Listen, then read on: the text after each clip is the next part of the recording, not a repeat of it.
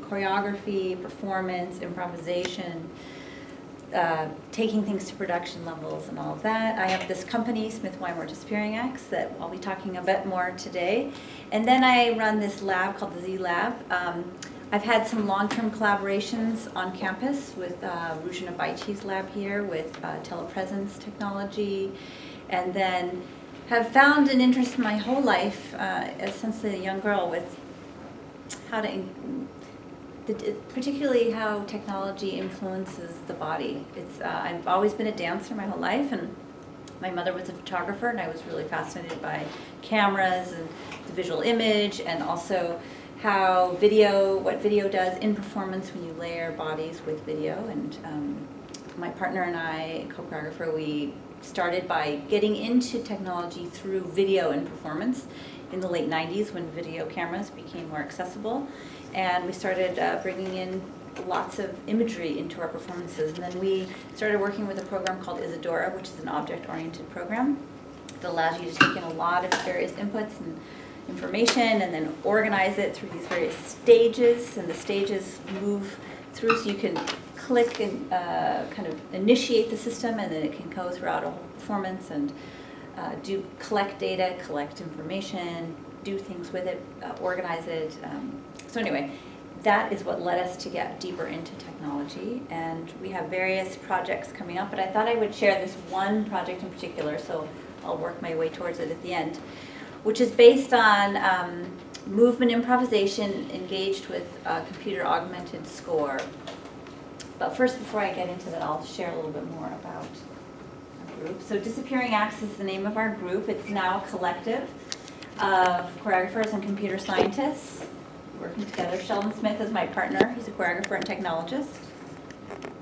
Myself, I'm a choreographer. I'm also a Laban movement analyst, so I've studied ways of analyzing the body and movement through body, effort, shape, and space, these categories with which we can analyze and also make movement. Ian Heisters is a computer scientist and dance artist who's now part of our collective. Paylene Cow, she's a dancer and collaborator, and she'll be in the video later, and she's on the program as well. We have a website that you can go visit if you wish, and on it there are some images and information more about our company. We just did a recent piece called Number Zero, which was called a space opera, and we used Isadora to run the entire program, the whole show. And it was using tropes of science fiction of how singularity takes place, and the computer the system, we were calling it Z, controlled our way of being with one another, the small band of human beings working together. So there's information on that. These are images from that piece. And yeah, so I'll share more. Sorry. Oh. Oops. I guess I did something when I did that. No. Hang on. Something's going on with the network or something like this. So that technically, Berkeley said infrastructure isn't always what we would hope it to be. I know. I think it's trying to reach out to my website. Okay. I think it's working now. Okay. So we believe that, the company believes that movements of the body communicate stories about humanity in a way words simply cannot. So a lot of you, I don't know, is anybody here a dancer or performs dance or engages? Anybody go watch dance or, a few people.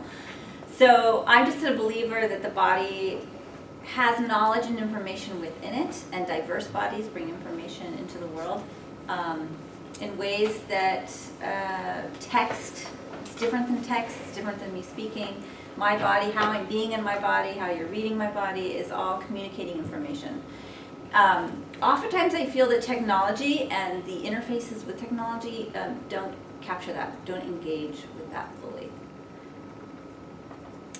We allow our interest in conceptual and philosophical ideas to activate with our bodies. So What does it mean to be in community with others on a stage? What does it mean to have a computer telling you what to do? What does it mean to have layers of information informing how we engage with one another in the world? So these are questions that our company is really looking at. When we utilize new media technologies, we use it to expand our conceptual inquiry within live performance. So I think there's a lot of dance companies that like to use imagery we've done this in the past too, to really enhance or kind of enliven performance, but we're interested in similar to way in how the technology not only enhances what's happening, but changes the performer and changes what the audience is experiencing.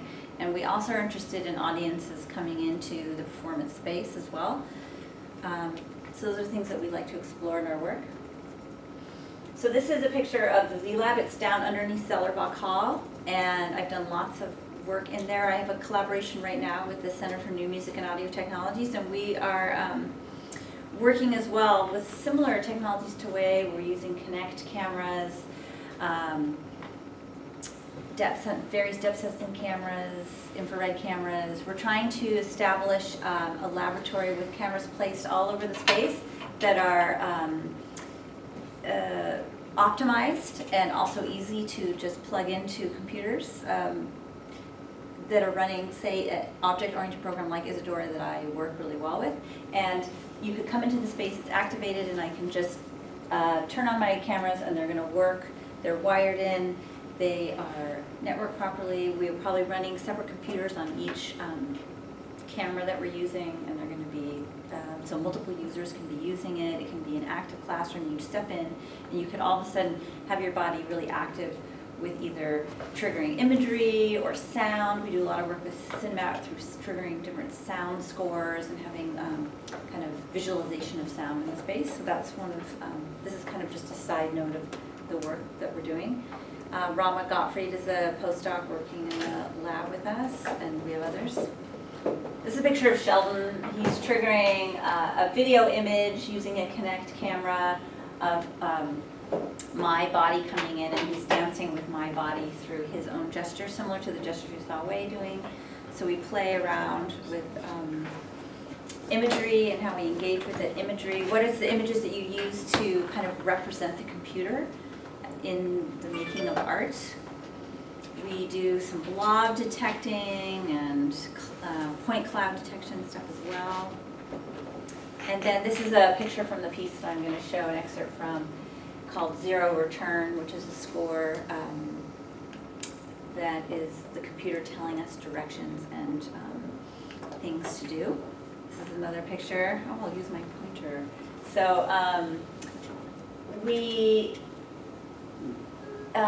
you'll see this tongue here. We use the visual image of the projection behind us, as well as commands that are we hear through the audio, through the sound system, to inform the improvisational score. So dance improvisation, is anyone familiar with dance improvisation? A little bit? Okay, it's similar to music improvisation to some degree, where you're going to have a score.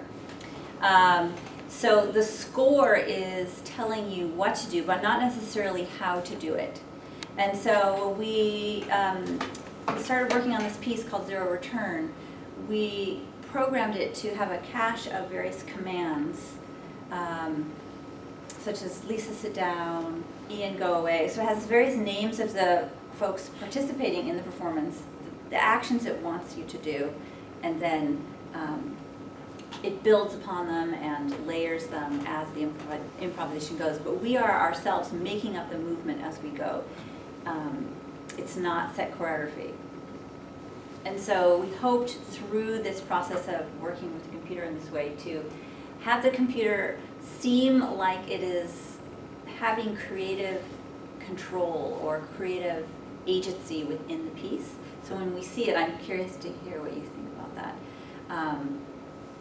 It's not randomization. It's definitely working with a set series of information and data that it's drawing from. Here's another image from it. You'll see back in here it's saying left shoulder. This was from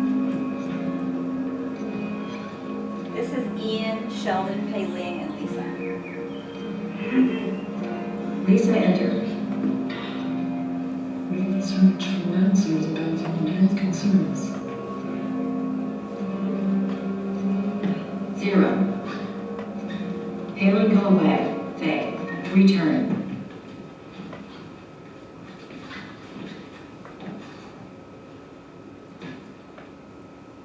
So part of Go.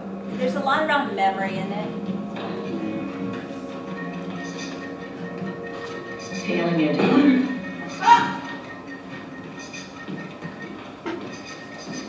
Return. So I had to return back to the first return. Go.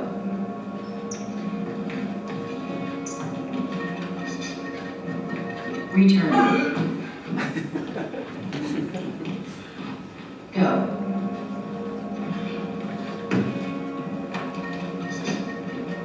Return. So she's making us go several times, and sometimes it can go for quite Sheldon, durationally, go away. painfully Go. long.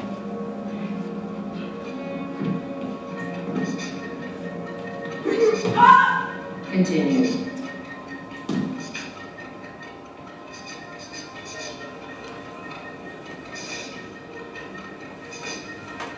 0. Return.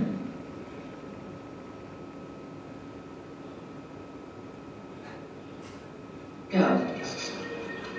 Return.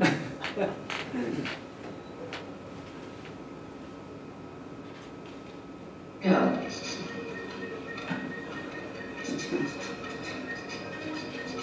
Return.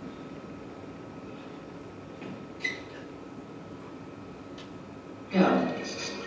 DZW. There's some random information that gets put in that Return. we're playing with. Go. Return. Go. Return. Go. Continue.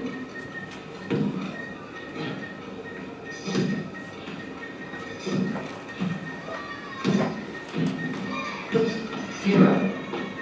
Return.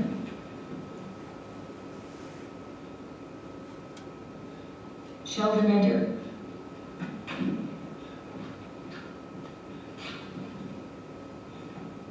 Go. Return.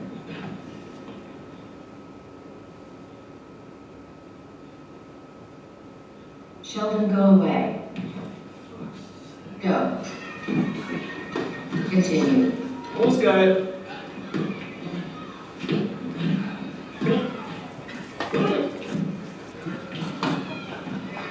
Zero. Okay. So, okay. So what else is plugged into there are various pieces of music that are also randomly, algorithmically pulled out. So each night we perform it. Each time it's performed is totally different. The duration of each section is very different. How many times she makes you repeat is very different. And so we're really interested in exploring it over like a long period of time, and where audience members can walk around, and I said also perhaps put their name in to the system and join. Yeah. So that computerized score is randomly generated and altered by a random algorithm? Yes. It's not It's a preconceived by an randomizer. artist? Correct. And over time, the commands start changing. So I didn't show it on this, but eventually the computer says, Lisa, go touch Wei, and I have to go touch Wei. Or Lisa, go shake Carla's hand. Or Lisa, go lie down on the ground. Or it starts pushing people around. And we're playing with how bossy. We had a section called Bossy where it got really like, Lisa, try and tackle Pei-Ling. Ian, go stand in a corner, and like it was really doing like intense things, and it was part of this larger piece we were doing called Zero Return.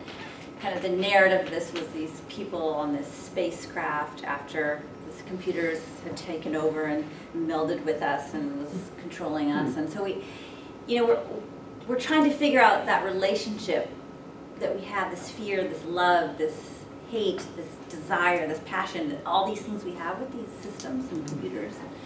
We're trying to figure out a way to express that How do through you feel art. as an artist to be bossed around by a machine? It's intense, the more we work with it, and we're going to play with the voice because it's so Siri-based now, but you do feel at times that this system, which is totally not intelligent, you feel that it has agency and you feel it does have intelligence sometimes. It feels really interesting. It makes you realize how programming and how the people behind the making underneath the boxes have such influence on how we are in our bodies in the world. So, yeah, that woman. So I'm kind of curious, I've been following, I'm actually an alum from your program. Oh, fantastic. And my senior choreography was to a piece of computerized music Okay. from Sweden. That was 39 years ago. Oh my God, that's Long great. time.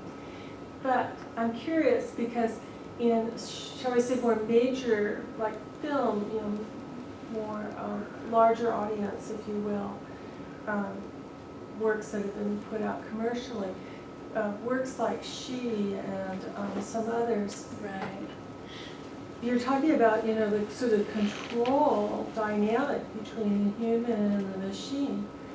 Have you considered that within the work that you're doing? I mean, has that come up? Yeah, you mean yeah, we're very much interested in that control. It's a big part of what we think about.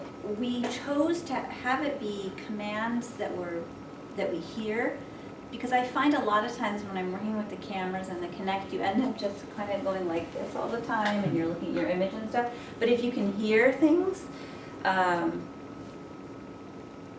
or you create, say, thresholds with the cameras or something, if I come up here and I'm doing something up here, different things can happen, like how I control or am controlled by the technology is really fascinating to us.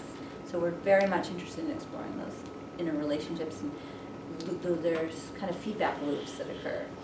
As I move in a certain way, I might trigger something, and that triggers me to feel something, then I move differently.